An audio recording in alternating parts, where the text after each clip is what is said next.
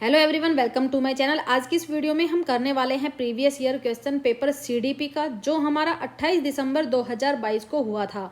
तो यहाँ पर हम 30 क्वेश्चन इसके सोल्व करने वाले हैं और फटाफट से हम इनको सोल्व करेंगे, क्योंकि आपके पास अब इतना टाइम नहीं है कि हम धीरे धीरे पढ़े या फिर समझ समझ के यहाँ पर कॉन्सेप्ट क्लियर करने बैठ जाए। इतना टाइम नहीं बचा है, आपका पेपर बिल्कुल पास आ चुका है। आपको क्या करना है, कम से कम टाइम में ज़्यादा से ज़्यादा क्वेश्चन सोल्व करने हैं। तो यहाँ पर हम इनको फटाफट से सोल्व करेंगे। इन्हीं 30 क्वेश्चन पर हमें पूरा टाइम खराब नहीं करना है। तो यहाँ पर ज़्यादा टाइम ना लेते हुए हम स्टार्ट करते हैं क्वेश्चन नंबर फर्स्ट से। फर्स्ट क्वेश्चन है, बचपन से वयस्कता के परिवर्तन काल का समय कौन सा है।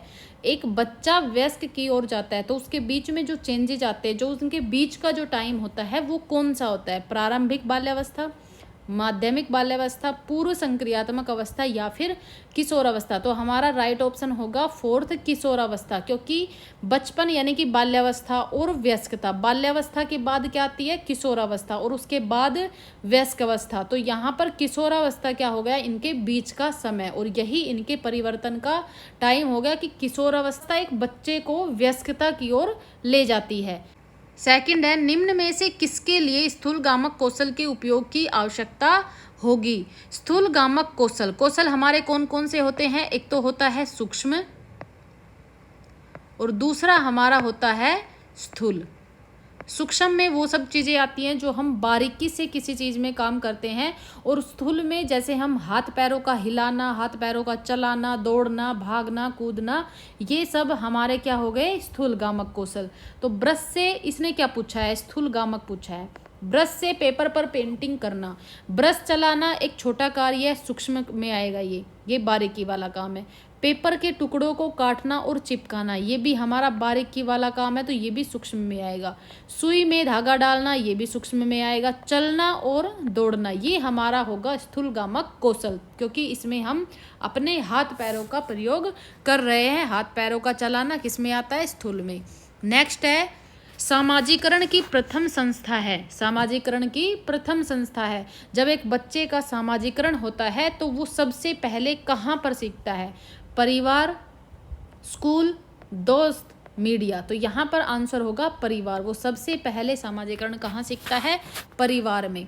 नेक्स्ट है, यह मान्यता कि भौतिक वस्तुएं जैसे गुड़िया कार में सजीव गुण होते हैं क्या कहलाती है। एक बच्चा है, वो गुड़िया में क्या है, सजीव गुणों को ढूंढते हैं। वो क्या सोचते हैं कि अब वो उनको अपनी छोटे भाई बहनों की तरह रखते हैं, उनको खिलाते पिलाते हैं, सुलाते हैं, और ये वो ऐसा सोचते हैं कि इनको दर्द भी होता है, इनको भूख भी लगती है, अगर गिर गया तो इनको चोट आ गई, इनको दर्द हो रहा है। ये ऐसी सोच उनकी क्या कहलाती है, जीववादी सोच, पदानुक्रमित सोच, केंद्रीकरण या वर्गीकरण। तो ये सोच उनकी कहलाती है जीववादी सोच। ये हमारा हो गया आंसर। फिफ्थ क्वेश्चन है, 4 वर्षीय रिया लंबे और चौड़े 2 बर्तन में एक ही समय में समान मात्रा में पानी डालते समय बर्तनों की ऊंचाई और चौड़ाई को एक ही समय में ध्यान नहीं रख पाती है। तो इसका क्या कारण है, जीन पियाजे के अनुसार रिया संज्ञानात्मक विकास के पूर्व संक्रियात्मक चरण में है, और सही विकल्प हमें चुनना है।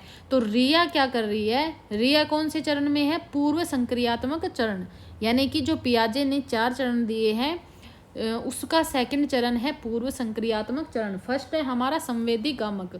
तो यहाँ पर वो क्या कर रही है कि एक चौड़ा गिलास है और एक लंबा और पतला गिलास है, तो इसमें समान मात्रा में पानी भरा हुआ है। तो इसमें ये पानी यहाँ तक है, और इसके जितना ही पानी अगर पतले बर्तन में डाला तो वो पानी यहाँ तक पहुँच गया। रिया क्या सोचती है, इसमें ज़्यादा पानी है और इसमें कम पानी है। तो वो ऐसा क्यों सोच रही है, वो एक ही समय पर इनकी जो चौड़ाई है और ऊंचाई है उनको ध्यान में नहीं रख पाती कि ये चौड़ा है तो इसमें पानी कम दिख रहा है, और वो लंबा है, पतला है तो उसमें पानी ज़्यादा दिख रहा है। तो ये सोच कब डेवलप होती है, ये 3rd चरण में डेवलप होती है, भारिता मापन की सोच। तो इसने बोला है कि वो किस चरण में है, पूर्व संक्रियात्मक, यानी कि ये कौन सा चरण है, दूसरा। तो ये इसका कारण क्या हो गया, सही। तो यहाँ पर ऑप्शन देखेंगे, ए और आर दोनों सही है, और आर ए की सही व्याख्या करता है। ए और आर दोनों सही है, लेकिन आर ए की सही व्याख्या नहीं करता। ए सही है लेकिन आर गलत है, ए और आर दोनों गलत है। तो यहाँ पर हमारा राइट ऑप्शन हो जाता है फर्स्ट, कि ए और आर दोनों सही हैं और आर ए की सही व्याख्या करता है। क्योंकि अगर वो थर्ड चरण में होती तो वो ये चीज़ समझ पाती कि इसकी चौड़ाई ज़्यादा है, इस वजह से इसमें कम पानी दिखाई दे रहा है, और उसकी ऊंचाई ज़्यादा है, वो पतला है, इसलिए उसमें ज़्यादा पानी दिख रहा है। तो यहाँ पर राइट ऑप्शन हो जाएगा फर्स्ट। नेक्स्ट देखते हैं, संकेतों व अन्य तरीकों द्वारा बच्चों को जरूरत पड़ने पर मदद करना किसका उदाहरण है? संकेतों व अन्य तरीकों से, तो यहाँ पर होगा पाठ, पुनर्बलन, अनुबंधन, संज्ञानात्मक द्वंद्व। एक बच्चा है, कोई कार्य कर रहा है, तो जब बड़ा उसको किसी संकेतों से बताता है, डायरेक्ट ना बता के संकेतों से या फिर अन्य तरीकों से इशारे करके बताता है, तो उसको क्या कहते हैं? स्कैफोल्डिंग या पाड़ या ढांचा। जब बड़ों के द्वारा छोटों को संकेतों में मदद की जाती है तो उसको बोलते हैं पाड़ या ढांचा, या इंग्लिश में से बोलते हैं स्कैफोल्डिंग। राइट आंसर यहाँ पर होगा ऑप्शन नंबर फर्स्ट। नेक्स्ट है, बच्चों की शिक्षा के लिए वाइगोत्स्की के सिद्धांत का अनुप्रयोग प्रस्तावित करता है। बच्चों की शिक्षा के लिए, जब बच्चों को शिक्षा दी जाती है तो जो वाइगोत्स्की का सिद्धांत है वो किस रूप से हेल्प करता है? सहयोगात्मक अधिगम, क्रिया प्रसूत अधिगम, रटंत अधिगम या निष्क्रिय अधिगम। तो वो कौन सा अधिगम होता है? सहयोगात्मक अधिगम। वाइगोत्स्की का कौन सा? सहयोगात्मक अधिगम। नेक्स्ट देखिए, कोहलबर्ग के नैतिक विकास के किस चरण में व्यक्ति अपने व्यवहार के परिणाम के बजाय दूसरों की अपेक्षा अनुसार कार्य करता है? कोहलबर्ग ने नैतिक विकास के कितने चरण दिए थे? 3। उसमें बोला है कि एक व्यक्ति अपने व्यवहार को किसके अनुसार करता है? दूसरों की अपेक्षाओं के अनुसार। यहाँ पर कौन से चरण में वो आएगा? पूर्व संक्रियात्मक में, पूर्व परंपरागत में, या फिर परंपरागत में, या पश्च परंपरागत में। तो देखिए, कोहलबर्ग का नैतिक विकास का चरण ये तो है नहीं, ये तीनों उनके विकास के चरण हैं नैतिक विकास के। तो यहाँ पूर्व परंपरागत चरण में क्या होता है कि बच्चा ये सोचता है कि अपने पेरेंट्स से उसको शाबाशी मिले या फिर उसको कुछ काम के बदले गिफ्ट वगैरह मिले, तो वो उस चीज़ के लिए काम करता है कि मैं ये काम करूँगा तो मुझे ये चीज़ मिलेगी। और परंपरागत चरण में क्या होता है कि बच्चा दूसरों की अपेक्षाओं के अनुसार कार्य करता है, कि दूसरों को अगर मैं ऐसा काम करूँगा तो उसको अच्छा नहीं लगेगा या उसको अच्छा लगेगा। तो ये हमारा होता है परंपरागत चरण में। तो यहाँ पर राइट ऑप्शन हमारा हो गया ऑप्शन नंबर 3। नेक्स्ट है, एक प्रगतिशील कक्षा कैसी होती है? प्रगतिशील यानी कि एक अच्छी कक्षा जिसमें बच्चे प्रगति करें, सीखे ज़्यादा से ज़्यादा, तो वो कैसी होती है? परीक्षा केंद्रित होती है, पाठ्य पुस्तक केंद्रित होती है, शिक्षक केंद्रित होती है, या फिर विद्यार्थी केंद्रित होती है? तो इसमें आंसर क्या आएगा हमारा? 4th, विद्यार्थी केंद्रित होते हैं। यहाँ पर क्या कर रहे हैं? हमें बच्चों को सेंटर मानना है, बच्चों को मुख्य मानना है, और फिर उनको क्या है? शिक्षा देनी है। तो यहाँ पर विद्यार्थी केंद्रित अगर कक्षा होगी तो विद्यार्थी प्रगति करेंगे। यहाँ पर राइट ऑप्शन हो गया 4th। नेक्स्ट है, रेनू एक विद्यालय में परामर्शदाता है। हार्वर्ड गार्डनर के सिद्धांत के अनुसार प्रभावी परामर्शदाता के रूप में उसके पास कौन सी बुद्धि होनी चाहिए? रेनू क्या है? एक विद्यालय में परामर्श देती है। हार्वर्ड गार्डनर ने क्या दिया था? बुद्धि का सिद्धांत दिया था। उस बुद्धि के सिद्धांत के अकॉर्डिंग ये बताना है कि एक परामर्शदाता के रूप में रेनू के पास कौन सी बुद्धि होनी चाहिए? भाषाई, स्थानिक, पारस्परिक यानी कि अंतर्वैयक्तिक, या अंतर्वैयक्तिक। अंतर्वैयक्तिक यानी कि इंटरपर्सनल।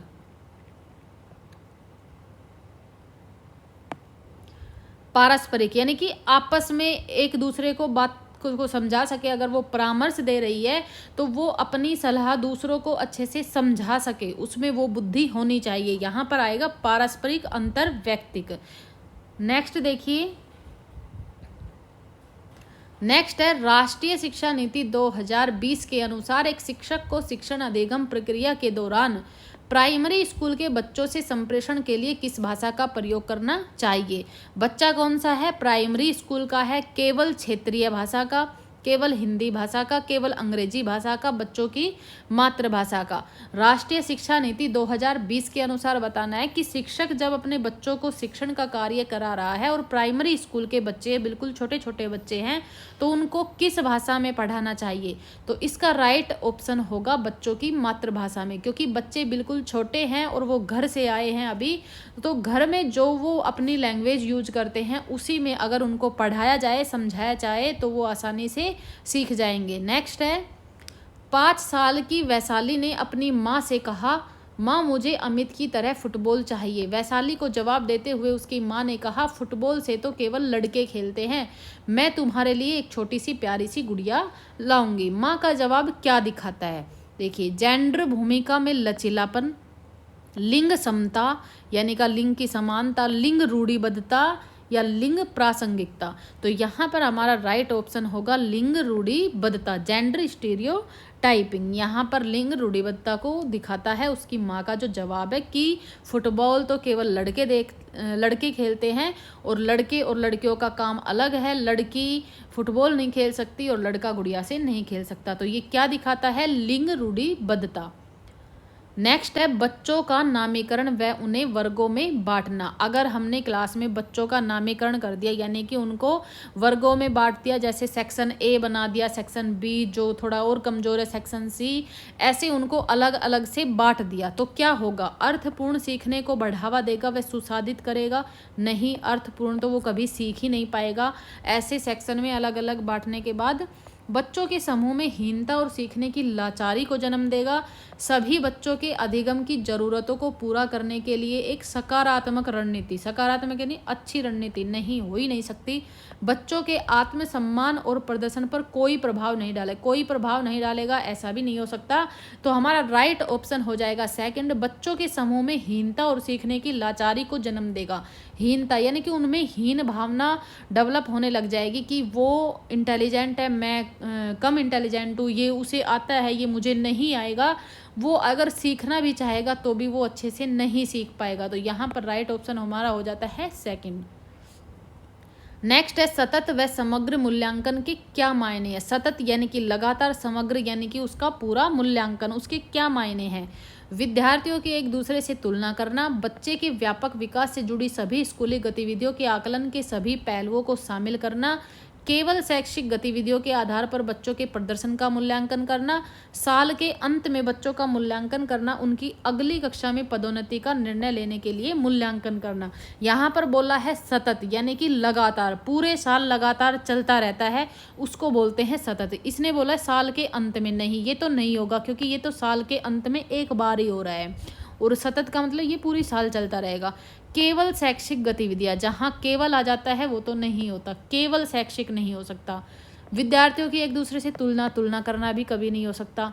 बच्चे के व्यापक विकास से जुड़ी सभी स्कूली गतिविधियों को, जो भी वो स्कूल में एक्टिविटी करता है उन सभी को एक जगह शामिल करना और उनका आकलन करना, वो क्या होता है, सतत और समग्र मूल्यांकन। तो यहाँ पर सेकंड ऑप्शन हमारा राइट होगा। नेक्स्ट है, प्रभावी शिक्षक कक्षा में शिक्षण अधिगम की प्रक्रिया में अक्सर जांच करने वाले प्रश्नों का प्रयोग करते हैं। इससे शिक्षक को किस प्रकार का मूल्यांकन करने में मदद मिलेगी। जो एक प्रभावी शिक्षक होता है वो क्या करता है अपनी कक्षा में कि जब वो शिक्षण का कार्य करा रहा है, जब वो सिखा रहा है बच्चों को, तो उस प्रक्रिया के दौरान वो क्वेश्चन पूछता है। क्या करने के लिए, जांच करने के लिए कि इन्होंने कितना सीखा है, कितना नहीं सीखा, कितना इनका ध्यान है। इससे शिक्षक को किस प्रकार का मूल्यांकन करने में मदद मिलेगी, तो उसको हेल्प मिलेगी उनका मूल्यांकन करने में। कौन सा, योगात्मक मूल्यांकन, रचनात्मक मूल्यांकन, मानकीकृत मूल्यांकन या मानक संदर्भित मूल्यांकन। तो यहाँ पर होगा राइट ऑप्शन रचनात्मक मूल्यांकन। नेक्स्ट है 16। यहाँ से हमारे पेडागोजी के क्वेश्चन स्टार्ट हो जाते हैं। क्वेश्चन है, एक समावेशी कक्षा में शिक्षिका की क्या भूमिका होनी चाहिए। समावेशी कक्षा है यानी कि सभी बच्चे एक साथ पढ़ते हैं, ऐसी कक्षा, तो उसमें जो टीचर है उसकी क्या भूमिका होती है। बच्चों की विविध जरूरतों का पता लगाना व उनका ख्याल रखना, केवल कुछ खास विद्यार्थियों पर ध्यान देना, बच्चों को उनकी अकादमिक क्षमता के आधार पर पहचानना व उनका पृथक्करण करना, खास जरूरतों वाले बच्चों को विशेषज्ञ के पास भेजना व सुनिश्चित करना कि उन्हें अलग संकाय में पढ़ाया जाए। तो तो इसका राइट ऑप्शन देखिए क्या होगा, खास ज़रूरत वाले बच्चों को विशेषज्ञ के पास भेजना। नहीं, वो विशेषज्ञ के पास क्यों भेजेगी, उसको खुद को ही करना है, तो ये नहीं होगा। बच्चों को उनकी अकादमिक क्षमता के आधार पर पहचानना और उनका पृथक्करण यहाँ पर गलत हो जाता है। उनको हम अलग तो कर ही नहीं सकते। केवल कुछ खास विद्यार्थियों पर, केवल कुछ विद्यार्थियों पर ध्यान देना, नहीं, ये भी नहीं हो सकता। बच्चों की विविध ज़रूरतों का पता लगाना और उनका ख्याल करना कि बच्चों को किस चीज़ की ज़रूरत है, क्या क्या ज़रूरतें हैं, उनका पता लगाओ, फिर उनका ज़रूरतें पूरी करो, उनका ख्याल रखो। यहाँ पर राइट ऑप्शन हो जाएगा हमारा फर्स्ट। नेक्स्ट देखते हैं, विविध समूह के विद्यार्थियों के शिक्षण के दौरान एक शिक्षिका को क्या ध्यान में रखना चाहिए। विविध समूह के, अलग अलग समूह के बच्चे हैं और उनका शिक्षण कार्य चल रहा है, तो उसके दौरान मतलब उसके चलते शिक्षिका को क्या ध्यान में रखना चाहिए। हर विद्यार्थी को स्वीकारना व सम्मान देना, सांस्कृतिक विभिन्नताओं को अनदेखा करना, सुसंगत संप्रेषण बनाए रखना या अप्रत्यक्ष निर्देश देना, विद्यार्थियों को स्वायत्तता व लचीलापन देना। तो इसका राइट ऑप्शन हमारा क्या होगा, तो देखिए यहाँ पर हर विद्यार्थी को स्वीकारना व सम्मान देना सही है। सांस्कृतिक विभिन्नताओं को अनदेखा करना, नहीं, ये नहीं है। सुसंगत संप्रेषण बनाए रखना, अच्छे संप्रेषण बनाए रखना सही है। अप्रत्यक्ष निर्देश देना गलत। विद्यार्थियों को स्वायत्तता व लचीलापन देना, हाँ ये भी सही है। तो देखिए फर्स्ट और थर्ड फिफ्थ, तो कहाँ पर है, थर्ड ऑप्शन में, फर्स्ट, थर्ड और फिफ्थ, तो ये हमारा ऑप्शन हो जाएगा राइट। नेक्स्ट है, एक विद्यार्थी जिसे दृष्टिबाधिता है कि विशिष्ट ज़रूरतों के लिए एक शिक्षक को क्या करना चाहिए। विविध तरह के दृश्यिक प्रस्तुतिकरण पर ध्यान देना चाहिए, कई प्रकार की स्पर्शनीय और हस्तकौशल सामग्री का उपयोग करना चाहिए, बहुत सी मूक फिल्में दिखानी चाहिए, बहुत सी संरचित वर्कशीट जिसमें चित्र हो देनी चाहिए। तो इसका राइट ऑप्शन क्या होगा, देखिए विविध तरह के दृश्यिक प्रस्तुतिकरण, वो क्या है, दृष्टिबाधित है, उसको दिखाई नहीं देता, तो दृश्यिक प्रस्तुतिकरण का तो कोई मतलब ही नहीं है, ये नहीं हो, क्योंकि वो देख ही नहीं पाएगा। बहुत सी मूक फिल्में दिखाना, नहीं, वो कैसे देखेगा, उसको दिखाई तो देता ही नहीं है, वो दृष्टिबाधित है, तो उसको दिखाई नहीं देगा, तो मूक फिल्म दिखाने का कोई फायदा ही नहीं है। बहुत सी संरचित वर्कशीट जिसमें चित्र हो, चित्र आ गए, नहीं देख पाएगा, ये भी नहीं होगा। तो आंसर हमारा क्या होगा, कई प्रकार की स्पर्शनीय जिसको वो टच करके और सीख सके, और हस्तकौशल सामग्री का उपयोग करना चाहिए। तो राइट ऑप्शन हमारा हो जाएगा सेकंड। नेक्स्ट देखिए, सामाजिक अंतःक्रिया और मौखिक संप्रेषण में चुनौती किसका विशिष्ट अभिलक्षण है। सामाजिक अंतःक्रिया और मौखिक संप्रेषण में स्वलीनता, अवधान न्यूनता, अति क्रियाशीलता विकार, पठन वैकल्य या गुणज वैकल्य। तो इसमें सही आंसर हमारा क्या होगा, स्वलीनता, फर्स्ट नंबर का ऑप्शन हमारा राइट होगा। शिक्षक बच्चों को विभिन्न रंगों वाली चिकनी मिट्टी देकर कहती है कि उनके मन में जो आता है वह बनाए। इसके माध्यम से वह बच्चों में किसको बढ़ावा देना चाहती है, सृजनात्मकता, रटना, असहयोग या अनुशासनहीनता। तो इसमें वो किस चीज़ को बढ़ावा दे रही है, सृजनात्मकता, यानी कि वो अपने मन से कुछ भी बनाए, उनका सृजनात्मकता का विकास हो। नेक्स्ट है, बचपन के प्रारंभिक सालों में किसके विकास पर ध्यान केंद्रित करना चाहिए। बचपन के प्रारंभिक साल यानी कि बच्चा है, उसके जो पहले के साल है स्टार्टिंग के, उसमें किस चीज़ का हमें ध्यान रखना चाहिए। शारीरिक कौशल, सामाजिक कौशल, संज्ञानात्मक क्षमता, संवेगात्मक कौशल, अमूर्त तर्क।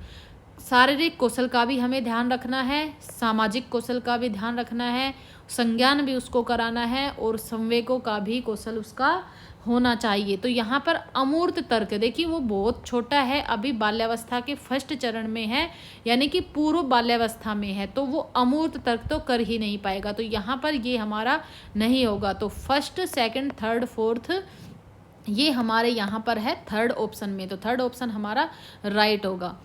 रचनावादी कक्षा में अर्थपूर्ण सीखना, एक रचनावादी कक्षा है, उसमें अर्थपूर्ण सीखना कैसा होता है, जानकारी के भंडारण व उपयोजन से होता है, अन्वेषण व अंतःक्रिया के द्वारा खोज की प्रक्रिया है, इनाम व सजा के प्रयोग से होता है, बारंबार वेधन तथा अभ्यास से होता है। तो इसका हमारा आंसर होगा सेकंड, अन्वेषण व अंत्यक्रिया के द्वारा खोज की प्रक्रिया है। अर्थपूर्ण सीखना, रचनावादी यानी कि कुछ ना कुछ निर्माण कर रहे हैं, अन्वेषण, खोज, अंत्यक्रिया, एक दूसरे के साथ अंत्यक्रिया करके और सीख रहे हैं। तो यहाँ पर हमारा राइट ऑप्शन होगा सेकंड। एक शिक्षिका एक बच्ची जो एक अवधारणा को समझने में असमर्थ है के साथ मिलकर काम करती है, उसे इशारे देते हुए यह प्रक्रिया क्या कहलाती है? एक बच्ची है जो एक अवधारणा को नहीं समझ पा रही है, तो वो एक शिक्षिका उसको इशारे देकर समझाने की कोशिश कर रही है, तो उसको क्या कहते हैं? पाठ, शिक्षक केंद्रित शिक्षा शास्त्र, अनुरक्षण पूर्वाभ्यास या प्रत्यक्ष निर्देश। तो यहाँ पर हमारा होगा पाड़ या ढांचा, स्कैफोल्डिंग। जब एक बड़ा छोटे बच्चों को इशारा देकर या किसी अन्य तरीके से डायरेक्ट ना बताते हुए कुछ समझाने का प्रयास करते हैं तो हम उसे कहते हैं पाड़ या ढांचा, इंग्लिश में बोलते हैं स्कैफोल्डिंग। नेक्स्ट है, एक शिक्षिका कक्षा को संवादात्मक बनाने के लिए बच्चों के आसपास के पर्यावरण से उदाहरण शामिल करती है। तो इसका तर्क क्या दिया हुआ है? सामाजिक सांस्कृतिक संदर्भ की सीखने में महत्वपूर्ण भूमिका है। तो इसका आंसर क्या होगा? ए और आर दोनों सही हैं और आर ए की सही व्याख्या करता है। ए और आर दोनों सही है लेकिन आर ए की सही व्याख्या नहीं करता। ए सही है लेकिन आर गलत है, ए और आर दोनों गलत है। तो यहाँ पर राइट ऑप्शन हमारा होगा फर्स्ट, ए और आर दोनों सही है और आर ए की सही व्याख्या करता है, क्योंकि वो टीचर क्या कर रही है? बच्चों के आसपास के पर्यावरण से ही उदाहरण ले रही है, एग्जाम्पल ले रही है, और उससे क्या हो रहा है कि जो उनकी संस्कृति है, उनके जो समाज है, उन्हीं से उनको सीखने को मिल रहा है। तो इसका तर्क यही हो गया कि सामाजिक सांस्कृतिक बच्चे के सीखने में महत्वपूर्ण भूमिका निभाते हैं। तो यहाँ पर आंसर हमारा हो गया फर्स्ट। नेक्स्ट है, निम्न में से क्या बच्चे की समस्या समाधान में बाधा उत्पन्न करेगा? किसी बच्चे को समस्या है और उसका समाधान कर रहे हैं, तो उसमें बाधा उत्पन्न क्या करेगा? समस्या को सही से पहचानना। अगर हम समस्या को सही से पहचान लेंगे तो उससे तो समाधान होने में आसानी होगी, तो ये तो नहीं होगा। समस्या को स्पष्टता से परिभाषित करना, अगर समस्या को अच्छे से परिभाषित कर दिया स्पष्ट तरीके से तो उससे भी कोई बाधा नहीं आएगी। पहले सुलझाई गई मिलती जुलती समस्याओं के बारे में सोचना, अगर कोई समस्या अब है और उससे मिलती जुलती कोई समस्या थी पहले जो सुलझा दी गई है, उसके बारे में सोचना, वो भी सही है, क्योंकि कहीं ना कहीं इसमें हेल्प ही करेगा, वो इसमें बाधा उत्पन्न नहीं करेगा।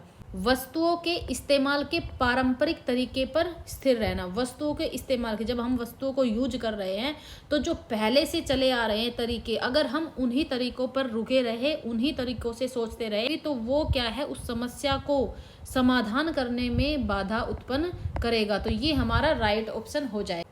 नेक्स्ट है, विद्यार्थियों द्वारा की गई गलतियां व त्रुटियां शिक्षकों व विद्यार्थियों की असफलता को दर्शाती है।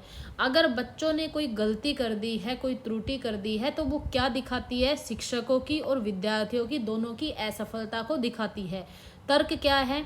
बच्चों में खुद से सोचने की क्षमता नहीं होती तथा उनके सीखने और सुनिश्चित करने के लिए उन्हें लगातार निर्देश देने पड़ते हैं। तो यहाँ पर सही विकल्प चुनना है। ए और आर दोनों सही है और आर ए की सही व्याख्या करता है। ए और आर दोनों सही है लेकिन आर ए की सही व्याख्या नहीं करता।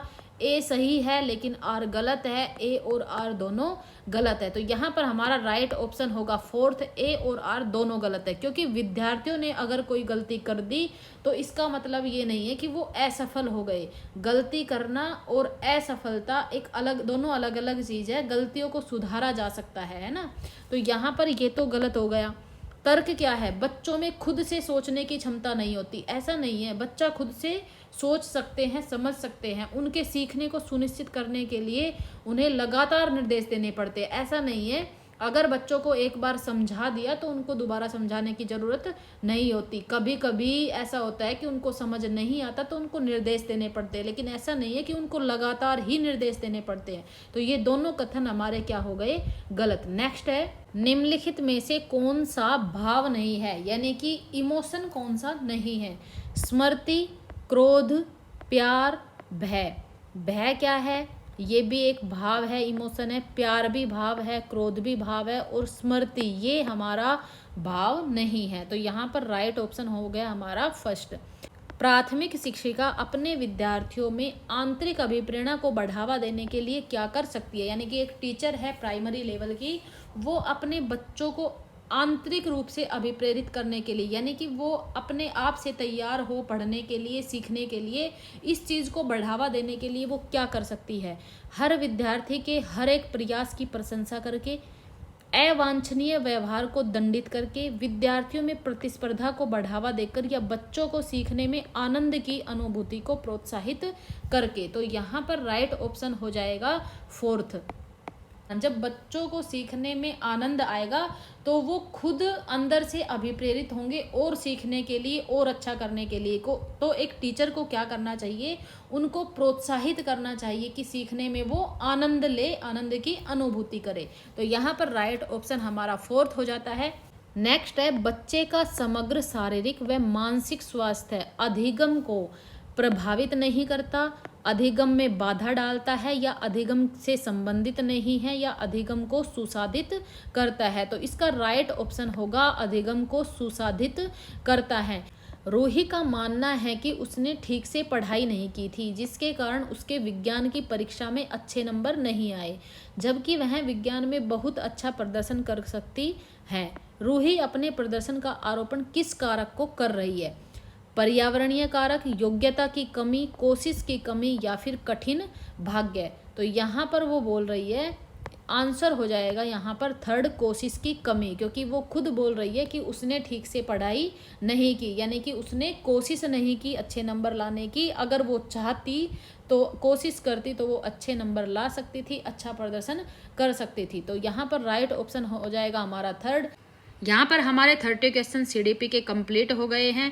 इनको आप एक बार देख लीजिए, वीडियो को पॉज करके आप खुद से आंसर निकालने की कोशिश कीजिए, और फिर उसके बाद देखिए कि आपका आंसर सही है या फिर नहीं है। 30 में से कितने आपके क्वेश्चन ठीक हो रहे हैं और कितने गलत हो रहे हैं, ये चीज़ आपको खुद देखनी होगी। और अगर आपने अभी तक चैनल को सब्सक्राइब नहीं किया है तो कर लीजिए, क्योंकि प्रीवियस ईयर क्वेश्चन पेपर यहाँ पर हम सोल्व करने वाले हैं। कोशिश यही है कि मोस्टली क्वेश्चन पेपर हम आपके पेपर से पहले यहाँ पर सोल्व कर ले। अगर वीडियो पसंद आई है तो वीडियो को लाइक ज़रूर करना। Thank you.